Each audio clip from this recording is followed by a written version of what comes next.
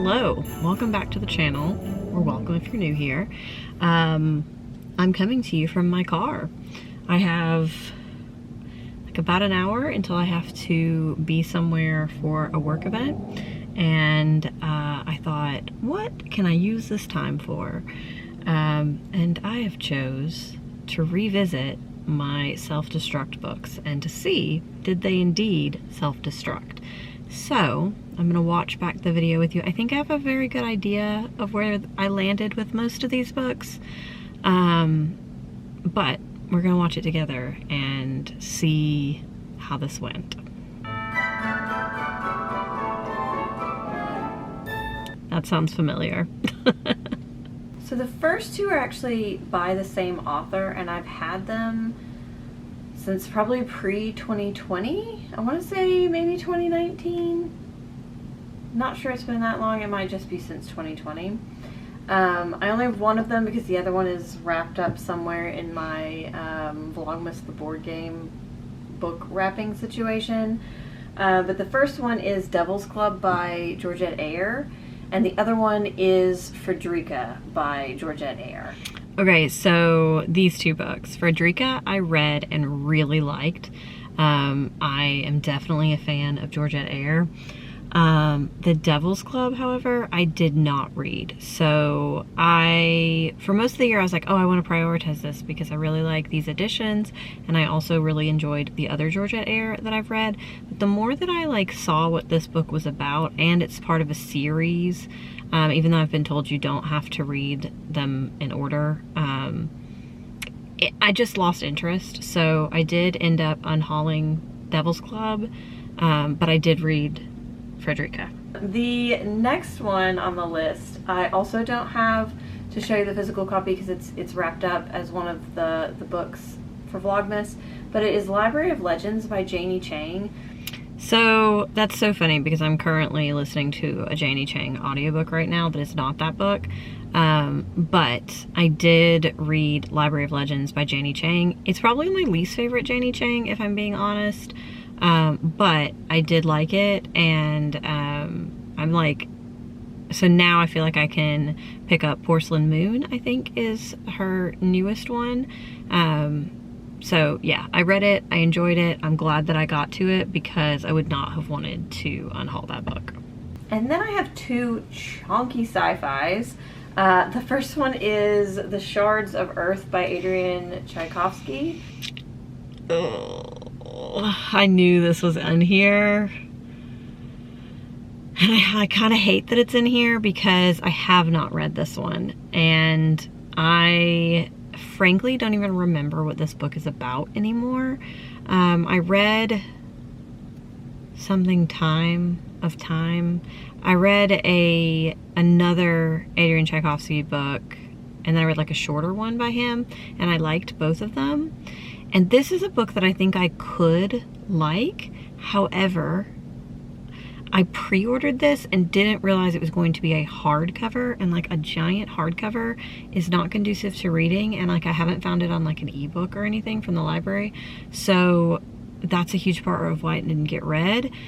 But I am comfortable unhauling it because I feel like I'm never going to get to it in its hardcover form. So if I want to read it, I can find an ebook, hopefully, of it through the library, or I can buy a paperback because it's out in paperback now.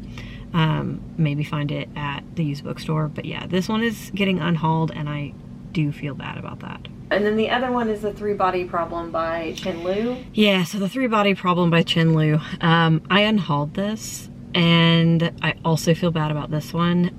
My reasoning for unhauling it was similar in that like it's definitely available as an ebook, as an audiobook, through the library. So I feel very confident that I could get this another way if I decide I want to read it. The copy I do have, or I did have, I got through a used bookstore, and I see this book at the bookstore a lot. So I feel like if I want to go back and read it, I will have access to it. So I did unhaul this one because I just was not in the mood for it, and I didn't see myself prioritizing it. anytime soon, and I obviously didn't get to it before the end of the year. And then I have 2 books that I bought on recommendations. So the first one is The People We Keep. Yeah. So I bought this on the recommendation of a bookstagrammer, and I was really excited about it when I first got it. Got this one used as well, but like over time my excitement about it has waned. Like, this type of story is just not what I'm interested in reading right now. So I just never felt called to read it, and I still, like, I don't even feel bad about unhauling it. So it's already been unhauled. And then the other one is The Romantic Agenda by Claire Kahn. Yeah, this one, like I mentioned in the video, Casey the Reader, who is a friend of mine from college, also a bookstagrammer, recommended this. It is an asexual romance book, and 10 out of 10, no notes. You will see this in Best Books of the Year. I loved everything about this story, and I'm so glad it got recommended to me because it resonated with me a lot. And also I just thought it was a really well-written story and a perspective on romance that we don't get often. So I'm really, really happy that I prioritized that one. And then I have The Saint of Bright Doors. So the thing about this book is that no, I have not read it. However, this is the one on the list that I don't particularly want to unhaul, which is funny because this is an advanced reader copy, and so I've had it for a very long time, like before the book came out, and I still haven't gotten to it. Every time I hear more about it, I get more interested in it. So for now, I'm gonna leave it on my shelf.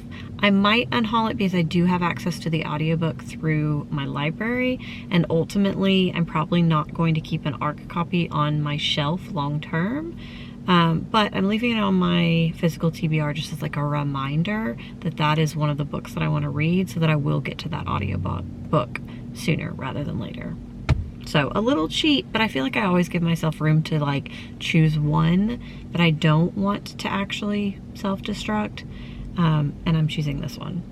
And then the last one is, it was sent to me by Counterpoint, is a finished copy of Requiem for the Massacre by R.J. Young. Yeah, so this one's kind of a bummer because this subject matter is super interesting to me because it's just a part of American history that doesn't get told. And I feel like people are talking about it more, but it's extremely important.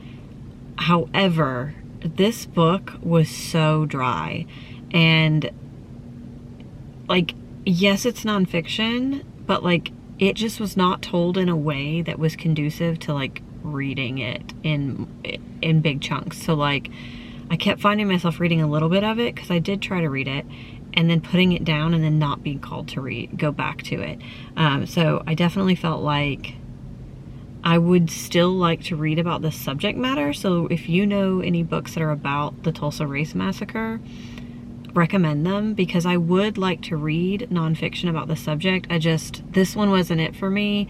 It was too like repetitive and dry, and I just didn't feel like it told the story in a way that was like bringing me along, which I feel bad saying, but it's the truth. I just couldn't get into, like, I couldn't concentrate on it, and I kept having to reread pages. So yeah, I would like to read more on the subject, just not this book. So it did get unhauled.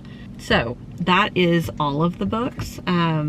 So I feel like I did pretty well. I wasn't keeping a tally, but you'll see it over here of how many I read versus how many I unhauled. And I feel good about it, and I do think that this was the right choice. I think at this point, the oldest books on my physical TBR are from 2020, so they're only about 4 years old, which is nice, and I feel like that number is even shrinking smaller. I want to say there's maybe a handful, like a single digit books that are still on my physical TBR from 2020. So like, that's a good sweet spot for me, is books that are that I've had for less than 5 years, less than 3 years. So I feel like I still keep that interest and that excitement about those books. So I will likely be doing another video like this. I just have to have the chance to sit down with my TBR and just like make decisions. Although I will say that like at this point, I think my TBR is down to under 50 books. And I don't see a lot of them that I would be comfortable like getting rid of if I don't read them in a year. So yeah, I feel like it will be more of a challenge if I do another one of these, just because it'll feel more pressure that I don't really want to unhaul the books that I have on my shelf. So yeah, that is it. I would love to hear your thoughts on any of these if you've read them. And yeah, I will see you again in the next video. Bye.